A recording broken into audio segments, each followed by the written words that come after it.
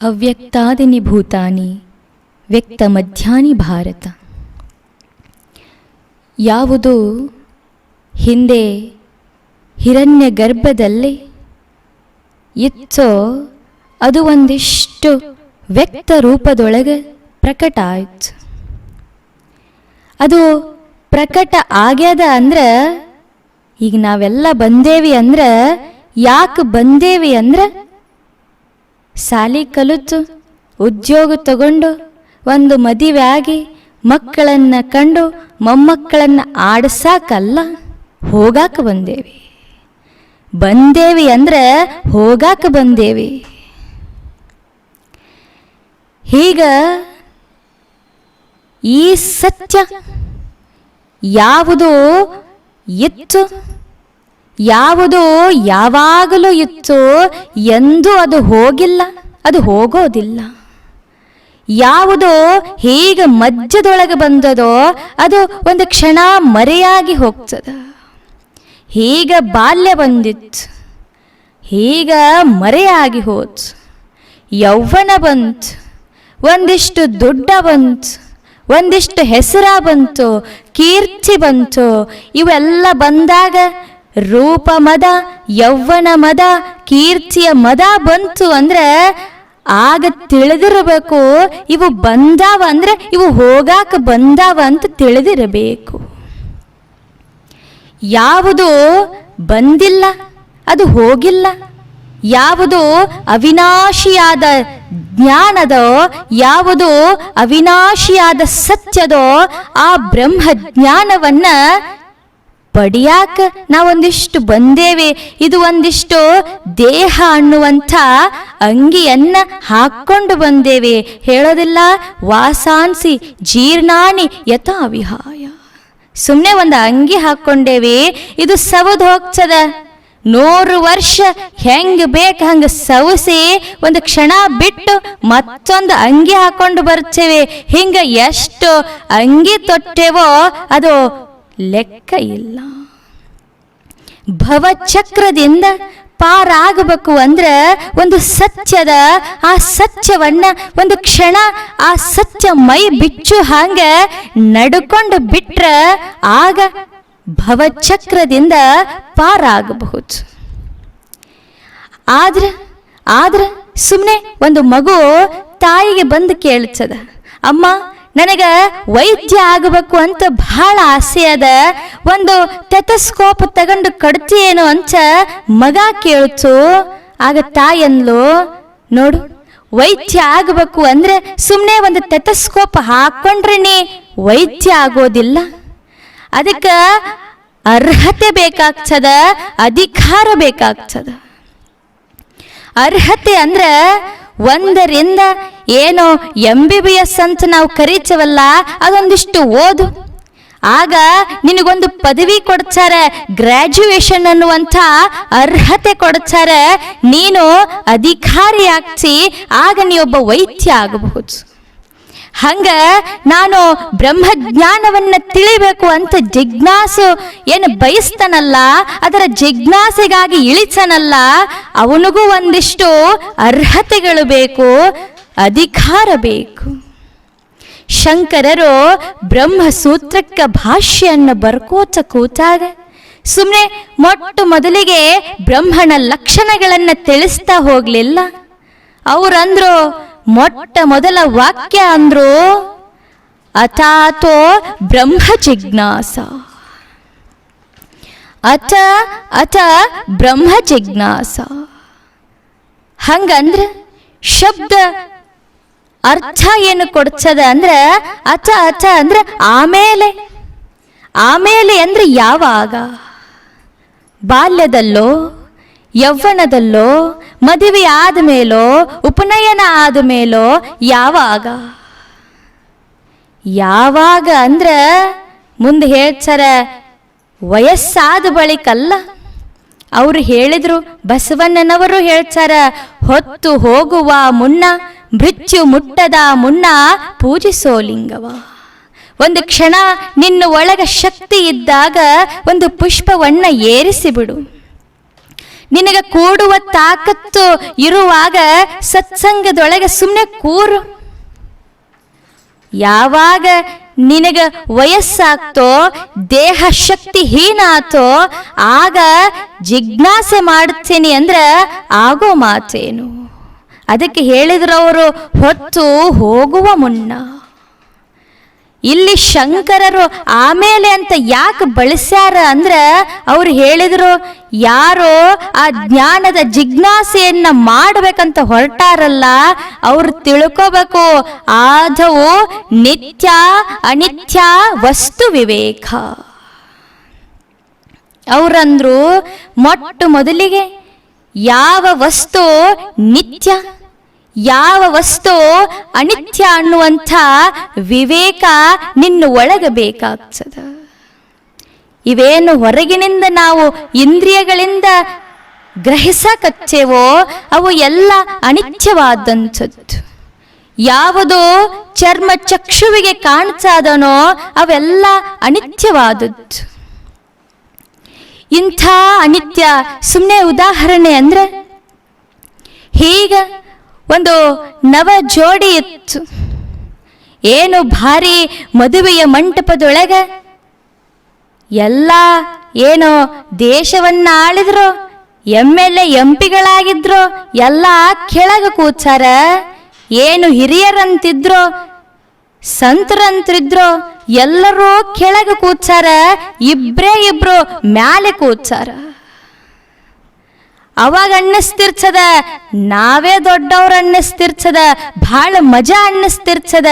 ಹೀಗ ತಿಂಗಳು 2 ತಿಂಗಳು ಕಳೀತು ಅಂದ್ರೆ ಮದುವೆ ಅನ್ನುವಂಥ ಏನು ಖುಷಿ ವಿಚಾರ ಮದುವ್ಯಾ ಅನ್ನುವಂಥ ಸ್ಥಿತಿಗೆ ಬಂದು ತಲುಪ್ಸದ. ಹೀಗ ಶುರುವಾದಾಗ ಅವರಿಗಾಗಿ ಇವ್ರು ಕಾಯೋದು, ಇವರಿಗಾಗಿ ಅವರು ಕಾಯೋದು. ವರ್ಷಗಳ ಕಳೆದಂಗ ಅದು ಅನಿತ್ಯ ಆಗಿ ಹೋಗ್ತದ. ಏನು ಇದ್ದ ಆನಂದ, ಅದು ಸುಖ, ಅದು ಮರೆಯಾಗಿ ಹೋಗ್ತದ. ಯೌವನದೊಳಗ ತಾರುಣ್ಯದೊಳಗ ಹೊಳಿತಾ ಇದ್ದಂತಹ ಬಂಗಾರದ ಬಣ್ಣ, ಬಂಗಾರದ ಚರ್ಮ ಸುಕ್ಕುಗಟ್ಟಿ ಹೋಗ್ತದ. ಎಲ್ಲವೂ ನಶಿಸಿ ಹೋಗ್ತದ, ನಷ್ಟಾಗಿ ಹೋಗ್ತದ.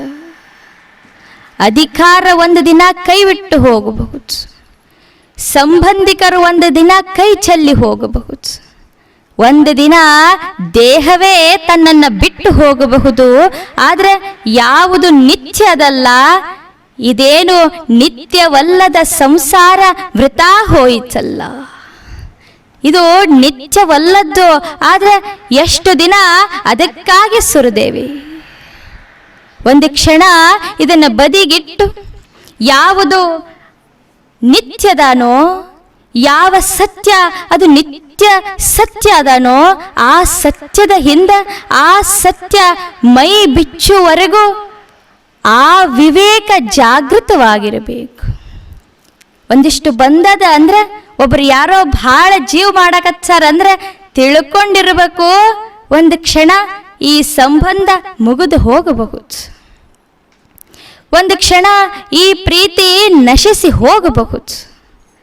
ಆದರೆ ಯಾವ ಆನಂದ ಅದು ಇನ್ಫೈನೈಟ್ ಅಂತ ಕರೀತೇವೆ, ಅವಿಚ್ಛಿನ್ನತೆ ಅಂತ ಕರೀತೇವಲ್ಲ, ಆ ಸತ್ಯದ ಆ ನಿತ್ಯದ ಹಿಂದೆ ನಾವು ಹೋಗಬೇಕು. ಇದಕ್ಕಂದ್ರು ನಿತ್ಯ ವಸ್ತು ವಿವೇಕ.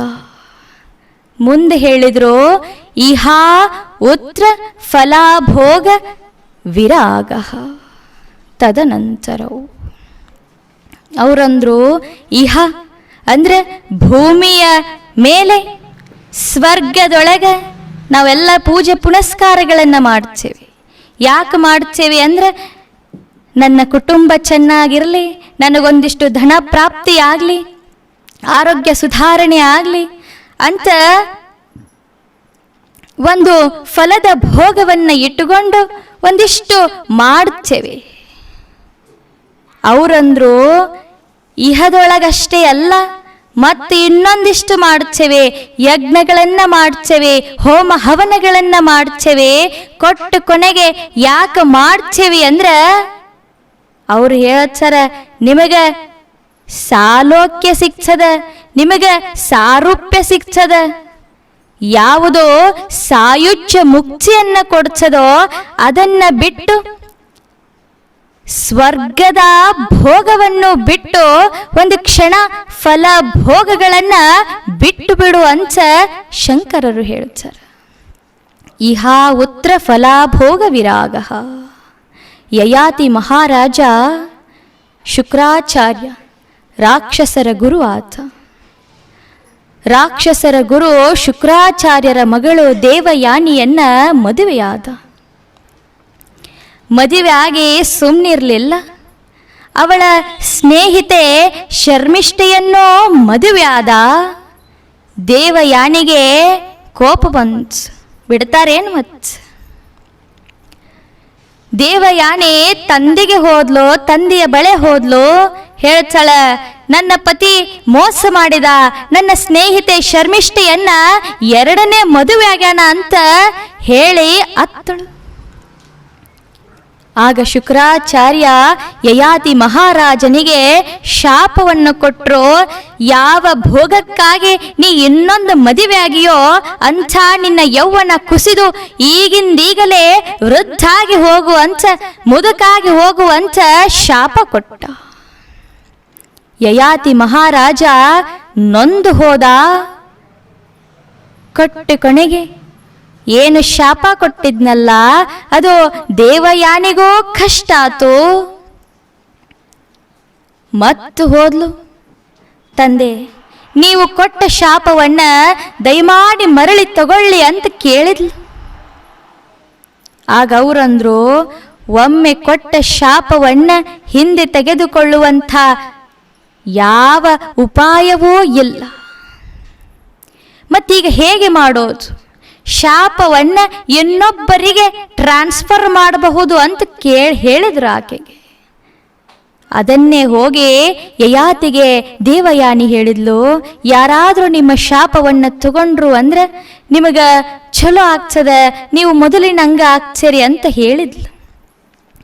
ಆಗ ಯಯಾತಿ ಊರ ಜನರನ್ನೆಲ್ಲ ಕೇಳಿದ. ಸೇವಕನಿಂದ ಹಿಡಿದು ಮಂತ್ರಿಯ ತನ ಯಾರು ಅಜ್ಜಾಬಾತ್ ಆಗೋದಿಲ್ಲಂದ್ರು. ಪುಣ್ಯದ ಫಲ ಪಡಿತೇವೆ, ಆದರೆ ಶಾಪವನ್ನ ಯಾರು ಪಡೆದಾರು? ಆಗ ತಾನೇ ಮದುವೆಯಾಗಿ ಬಂದಂಥ ಮಗ ಪುರು ಹೇಳತಾನ, ತಂದೆ, ನಿಮ್ಮ ವೃದ್ಧ ಈ ಶಾಪದಲ್ಲ, ಆ ಶಾಪವನ್ನ ನಾನು ತಗೋತೇನೆ, ನೀವು ಚೆನ್ನಾಗಿ ಬಾಳೆ ಅಂತ ಆ ಶಾಪವನ್ನ ಪುರು ತಗೊಂಡ. ಯಯಾತಿ ಮಹಾರಾಜ ವರ್ಷಾನುಗಟ್ಟಲೆ ಅದೇ ಭೋಗದೊಳಗ ಮಿಂದ ಎದ್ದ. ಒಂದು ದಿನ ಅವನಿಗೆ ಅನ್ನಿಸ್ತು, ಇಷ್ಟು ದಿನ ಭೋಗದೊಳಗ ಮಿಂದಿ ಎದ್ದೆ, ಒಂದು ಕ್ಷಣ ನನಗೆ ಸಾಕಂತ ಅನ್ನಿಸ್ಲಿಲ್ಲ. ನನಗೊಂದು ಅರಿವಾಚು, ಭೋಗದಿಂದ ಭೋಗ ಅದನ್ನು ತೀರ್ಸಾಕಾಗೋದಿಲ್ಲ. ಬೆಂಕಿಯನ್ನ ಆರಿಸ್ಬೇಕಾದ್ರ ತುಪ್ಪದಿಂದ ಆರಿಸಾಕ ಅಸಾಧ್ಯ. ಆ ತುಪ್ಪ ಯಾವುದು ಅಂದ್ರ ಭೋಗ. ಭೋಗದಿಂದ ಭೋಗ ನಿರಸನ ಅಸಾಧ್ಯ ಅಂತ ಅವ ಹೇಳಿದ.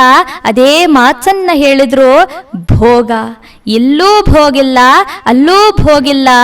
ಯಾವಾಗ ಆ ವೈರಾಗ್ಯ ಬರ್ತದೋ ಆಗ ನೀ ಜಿಜ್ಞಾಸೆ ಮಾಡಾಕ ಅರ್ಹತೆ ಪಡ್ಕೊಂತಿ. ಮುಂದೆ ಹೇಳಿದ್ರು, ಶಮಾಧಿ ಷಟ್ಕ ಸಾಧನ ಸಂಪತ್ತು. ಮೂರನೇದ್ದು, 6 ಸಂಪತ್ತ ಬೇಕು. ಏನು ಸಂಪತ್ತ ಅಂದ್ರೆ ಶಮ, ಧಮ, ಉಪರತಿ, ತಿತಿಕ್ಷ, ಸಮಾಧಾನ, ಶ್ರದ್ಧಾ. ಶಮ ಅಂದ್ರೆ ಮನಸ್ಸಿನ ನಿಯಂತ್ರಣ. ಯಾವಾಗ ಮನಸ್ಸು ನಮ್ಮ ನಿಯಂತ್ರಣದೊಳಗೆ ಇರ್ತದೋ ಆಗ ಆಗ ಅವನಂಥ ಬಲಶಾಲಿ ಯಾರೂ ಇರಕ್ಕೆ ಸಾಧ್ಯ ಇಲ್ಲ. ಸೋಲ್ತದ ಮನಸ್ಸು ಒಬ್ಬ ದೊಡ್ಡ ಶ್ರೀಮಂತ ವ್ಯಕ್ತಿ. ಈಗೇನೋ ಶಹರಗಳಲ್ಲಿ ಮಾಲ್ ಅಂತ ಕರೀತೀವಲ್ಲ, ಅಂಥದ್ದೊಂದು ಮಾಲಿಗೆ ಹೋಗಿತ್ತು. ಅಲ್ಲೇನು ಕೊಡೋರು ತಗೊಳ್ಳೋರು ಇರೋದಿಲ್ಲ, ನಮಗೆ ಬೇಕಾದ ವಸ್ತುಗಳನ್ನು ತಗೊಳ್ಳೋದು. ಮುಂದೆ ಅಲ್ಲಿ ಇರ್ತಾರ, ಅವ್ರ ಕಡೆ ಹೋಗಿ ಒಂದಿಷ್ಟು ಸ್ಕ್ಯಾನ್ ಮಾಡಿಬಿಟ್ರೆ ಅದನ್ನು ನಮಗೆ ಕೊಟ್ಟು ಕಳಿಸ್ತಾರ. ಅದು ಅವಾಗ ಬಂದಿತ್ತು, ಅದರ ಬಗ್ಗೆ ಅಷ್ಟು ಮಾಹಿತಿ ಇರಲಿಲ್ಲ.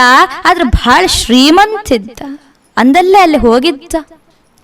ಅವನಿಗನ್ನಿಸ್ತು, ಆ ಕಡೆ ಈ ಕಡೆ ನೋಡ್ದ, ಯಾರು ಇರಲಿಲ್ಲ. ಒಂದು ಕಾಲ್ಚೀಲ ತಗೊಂಡು ಜೇಬಿಗೆ ಹಾಕೊಂಡ ಶ್ರೀಮಂತ. ಒಂದು 15 ರೂಪಾಯಿ. ಆಗ ಸೋಲ್ಸದ ಮನಸ್ಸು ಹಾಗೆ ತಗೊಂಡು ಬಂದಿದ್ದನ್ನ ಹೊರಗೆ ದಾಟ್ಸಕ್ಕಾಗ್ತದೇನು? ಅಲ್ಲಿ ಸೈರನ್ನು ಕೂಗಾಕ ಚಲುವಾತ್. ಯಾರು ಕಳ್ಳತನ ಮಾಡಿದವ್ರು ಯಾರು ಅಂತ ಎಲ್ಲರ ಜೇಬುಗಳನ್ನ ಪರೀಕ್ಷೆ ಮಾಡಿದ್ರು. ಕೊನೆಗೆ ಶ್ರೀಮಂತನ ಜೇಬಿನೊಳಗ ಒಂದು ಜೊತೆ ಕಾಲುಚೀಲಿತ್ತು. ಮರ್ಯಾದೆ ಹೋಗಿತ್ತು. ಸೋಲ್ತದ, ಸುಮ್ಮನೆ ಒಂದು ಕಾಲ್ಚೀಲಕ್ಕೆ ಸೋಲ್ಸದ. ಅದಕ್ಕೆ ಹೇಳಿದ್ರು, ಲಂಚ ವಂಚನಕ್ಕೆ ಕೈಯಾಣದ ಭಾಷೆ. ಬಟ್ಟೆಯಲ್ಲಿ ಹೊಣ್ಣು ವಸ್ತ್ರ ಬಿದ್ದಿದ್ದಡೆ ಆನೋ ಕೈಮುಟ್ಟಿ ಎತ್ತಿದನಾದಡೆ ನಿಮ್ಮಾನೆ ನಿಮ್ಮ ಪ್ರಮಥರಾನೆ. ಅದೇನು ಕಾರಣವೆಂದರೆ ನೀವಿಕ್ಕಿದ ಭಿಕ್ಷದಲ್ಲಿಪ್ಪೆಯಾಗಿ ಇಂಥಲ್ಲದೆ ನಾನು ಅಳಿಮನವ ಮಾಡಿ ಪರದ್ರವ್ಯಕ್ಕೆ ಆಸೆ ಮಾಡಿದೆನಾದರೆ ನೀನಾಗಲೇ ಎದ್ದು ಎನ್ನ ನರಕದಲ್ಲಿ ಅದ್ದಿ ನೀನೆದ್ದು ಹೋಗ ಶಂಭುಜಗ್ಗೇಶ್ವರ. ಎಷ್ಟು ಗಟ್ಟಿತನ!